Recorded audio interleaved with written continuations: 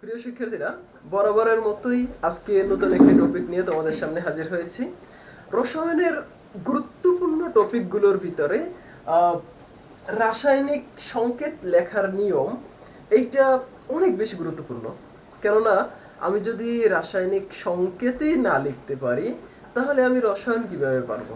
কারণ রাসায়নিক সংকেতের উপরে ডিপেন্ড করে, আবার বিক্রিয়া, তারপরে সংকেতের উপরে বেস করেই মূলত রসায়নের বিভিন্ন গবেষণা, তারপরে হচ্ছে যে আনুষঙ্গিক যত বিষয়গুলো আছে, আমি যদি রসায়নের সংকেতটাই না পারি তাহলে আমি কিছুই পারবো না। এজন্য আমাদের রসায়নের সংকেতগুলো কিভাবে লিখতে হয় এই বিষয়গুলো সম্পর্কে আমাদের স্বচ্ছ ধারণা থাকতে হবে। তো আসি রাসায়নিক সংকেত লেখার নিয়ম। আমরা গত ক্লাসে আমার পিছনের ক্লাসগুলোতে যোজনী, তারপরে হচ্ছে জারণ সংখ্যা, সুপ্ত যোজনী, তারপরে হচ্ছে আমরা যৌগমূলক সম্পর্কে ধারণা পেয়েছি। এই সবগুলোই আমাদের এখানে কাজে লাগবে। যেমন এখানে একটা মজার বিষয় হচ্ছে, একটু লক্ষ্য করো, একেবারে সহজ একটা সংকেত, সোডিয়াম আর হচ্ছে ক্লোরিন। সোডিয়াম ক্লোরিন, এখন এই দুইটা মিলে হচ্ছে সোডিয়াম ক্লোরাইড। এখন সোডিয়াম ক্লোরাইড যখন আমরা লিখব তখন সোডিয়ামের জারণ সংখ্যা কত এবং ক্লোরিনের জারণ সংখ্যা কত এইটা আমার একটু খেয়াল করতে হবে। যে সোডিয়ামের জারণ সংখ্যা এখানে প্লাস, ক্লোরিনের হচ্ছে মাইনাস, অর্থাৎ সোডিয়ামেরও যোজনী এক আর ক্লোরিনের যোজনীও এখানে এক। ফলশ্রুতিতে আমরা সোডিয়াম অন ক্লোরিন অন লিখতে পারি।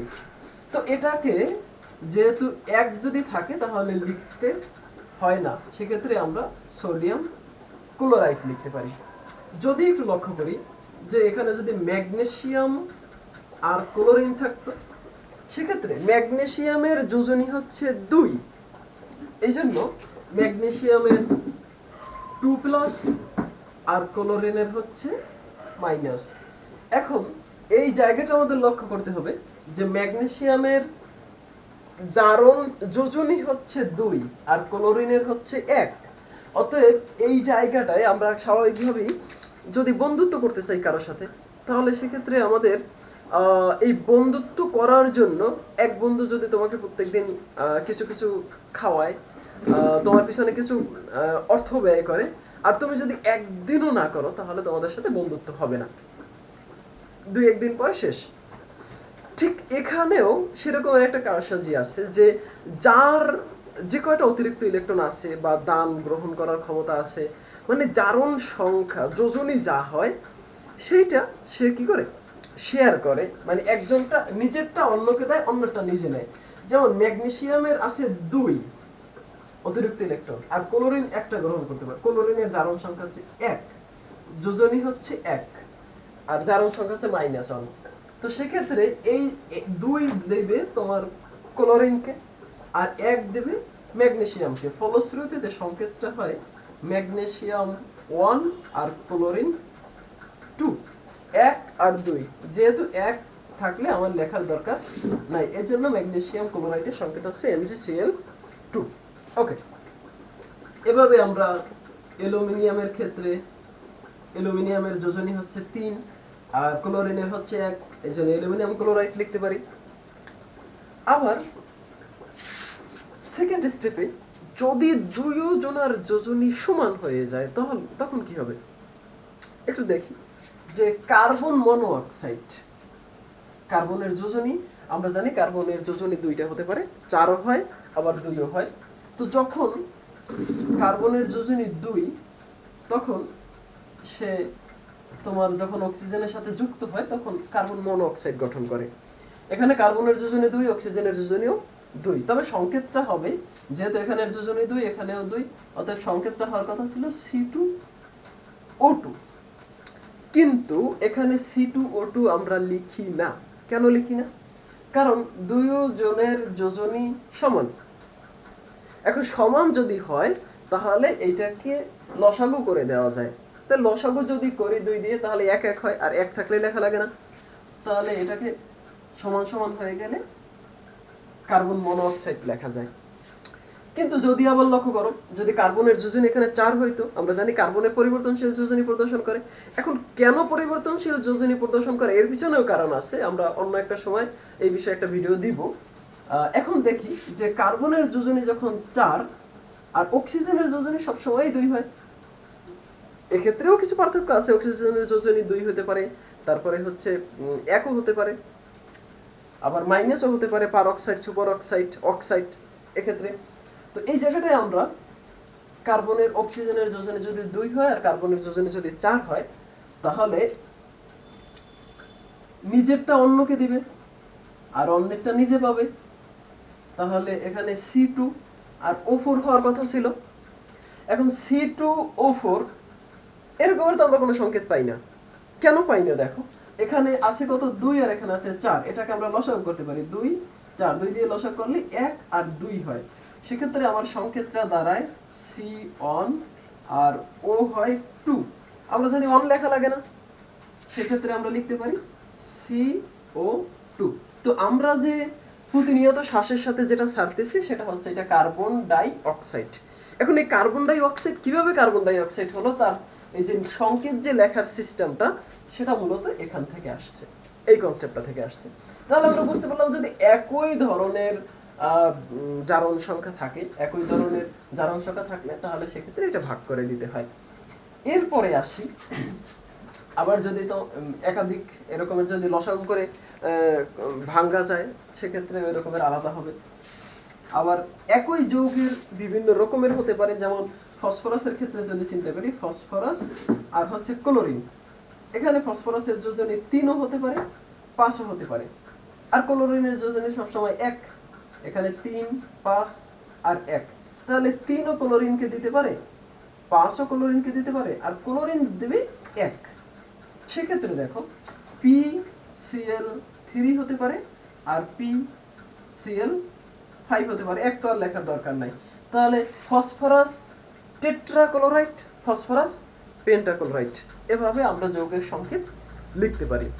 আরেকটা জিনিস হচ্ছে যে যৌগমূলক যদি থাকে সেক্ষেত্রে আমার সংকেতটা কি রকমের হবে একটু যদি লক্ষ্য করো, যে H2SO4, আমরা এই সংকেতটা যে লিখি এই জায়গাটায়, এখানে তো আমরা 2টা মৌল নিয়ে কাজ করছি। এখানে অক্সিজেন কার্বন, এখানে সোডিয়াম ক্লোরাইড, এখানে ম্যাগনেসিয়াম ক্লোরাইড। কিন্তু এখানে আমি সোডিয়াম হাইড্রোজেন পাইতেছি, সালফার পাইতেছি, অক্সিজেন পাইতেছি। তো এই জায়গাটায় আমার 3টে মৌল চলে আসছে, 3 ধরনের মৌল চলে আসছে। তো এখন কি করব?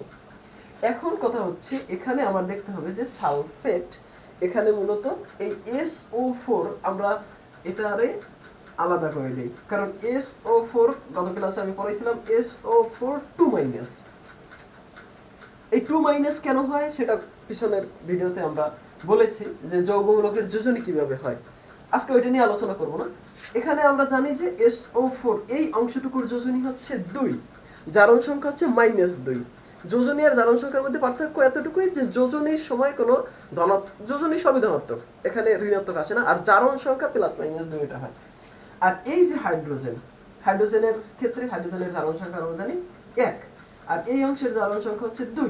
তাহলে SO4 এর যে 2 সেইটা কাকে দিবে? হাইড্রোজেনকে দিবে, আর হাইড্রোজেনের 1 ওরে দিবে। তো সেক্ষেত্রে আমার সংকেত হওয়ার কথা ছিল H2SO4 আউট অফ 1, যেহেতু হাইড্রোজেনের 1, তাহলে আউট অফ 1 দেওয়ার কোনো দরকার নাই। এই জন্য আমরা এটা সংকেত লিখি কিভাবে? H2SO4, H2SO4। আবার যদি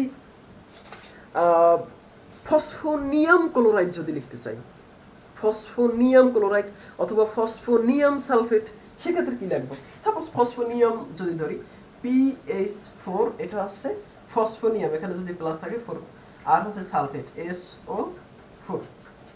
তো একটু লক্ষ্য করো, ফসফোনিয়াম এই অংশটুকুর যোজনী, এই অংশটুকুর যোজনী হচ্ছে 1, আর SO4 এর যোজনী হচ্ছে 2। তাহলে এই SO4 এর যোজনী পুরো ফসফোনিয়ামটাকে দিয়ে দেবে এখানে 2, আর একটা পুরো এটার আউট অফ হয়, কিন্তু এখানে আউট অফ দেওয়া দরকার নেই যেহেতু 1। এভাবে ফসফোনিয়াম, তারপরে হচ্ছে NH4, অ্যামোনিয়াম সালফেট যদি লিখতে চাই তাহলে অ্যামোনিয়াম 2SO4, কারণ অ্যামোনিয়ামের 1, SO4 এর 2। আবার যদি আমরা এরকমের করে ফসফোনিয়াম কার্বনেট যদি লিখতে চাই তাহলে কার্বনেটের যোজনী ওই রকমের হিসাব করে তারপরে বসাতে হবে, কার্বনেটের যোজনী হচ্ছে 2। আবার এরকমের করে যে যৌগমূলকগুলো আছে, আমার যে জিনিসটা লক্ষ্য করতে হবে যে জারণ সংখ্যাটা যোজনীটা কত আছে। এখানে আমার নিজের যোজনী, একটা জিনিস সবসময় খেয়াল রাখতে হবে যে নিজেরটা অন্যকে দিবে আর অন্যেরটা নিজে নেবে। মোট কথা হচ্ছে এটাই যে নিজের যোজনীটা সে অন্যকে দিয়ে দেবে যার সাথে বন্ধন গঠন করবে, হোক সেটা যৌগমূলক হোক সেটা কোনো মৌল, তারা নিজেরটা অন্যকে দিবে আর অন্যেরটা নিজেকে নেবে। এভাবেই একটা যৌগমূলক গড়ে ওঠে। লাস্টে আর একটা যদি দেখি যে FeCl3 হয়, FeCl2 হয়, যেখানে Fe আমরা জানি দুইটা জারণ সংখ্যা হয়, Fe2+, Fe3+। এখানে Cl 1 1, তাহলে এখানে যখন 3 যোজনী তখন এখানে হবে কি 3, আবার এখানে যখন 2 এখানে চলে যাবে। আবার FeOH আউট অফ 2 হয়, আবার FeOH আউট অফ 3, মানে ফেরাস হাইড্রোক্সাইড আর ফেরিক হাইড্রোক্সাইড। ওই OH হাইড্রোক্সাইডের যোজনী হচ্ছে 1 আর Fe এর এই জায়গাটা হচ্ছে 2, এজন্য এখানে 2। আবার এখানে Fe এর যেহেতু 3, এখানে হচ্ছে 3। তো আমরা বুঝতে পারলাম যে কিভাবে একটা সংকেত লিখতে হয়। সংকেত লেখার ক্ষেত্রে সব সময় এই জিনিসটা মাথায় রাখতে হবে, যোজনী। আমি যেই সংকেতটা লিখতে চাইতেছি সেই সংকেতের যোজনী আমার দেখতে হবে যে যোজনীটা কত আছে, নিজেরটা অন্যকে দেবে, অন্যটা নিজে নেবে। দুইটা মৌল যদি হয় তাহলে একটা নিজেরটা অন্যকে, অন্যটা নিজে। আর যদি তোমার একাধিক দেখো তখন চিন্তা করবা যে এখানে অবশ্যই কোনো যৌগমূলক আছে, তো সেই যৌগমূলকটা আবার খুঁজে বের করে সেই যৌগমূলকের যোজনী দিয়ে তারপরে সংকেত লিখতে হবে। তো আশা করি তোমরা ক্লাসটা বুঝতে পারছো। এখানেই শেষ করছি। পরবর্তী কোনো ভিডিওতে আবার দেখা হবে ইনশাআল্লাহ। সবাই সুস্বাস্থ্য কামনা করে এখানেই শেষ করছি। আল্লাহ হাফেজ।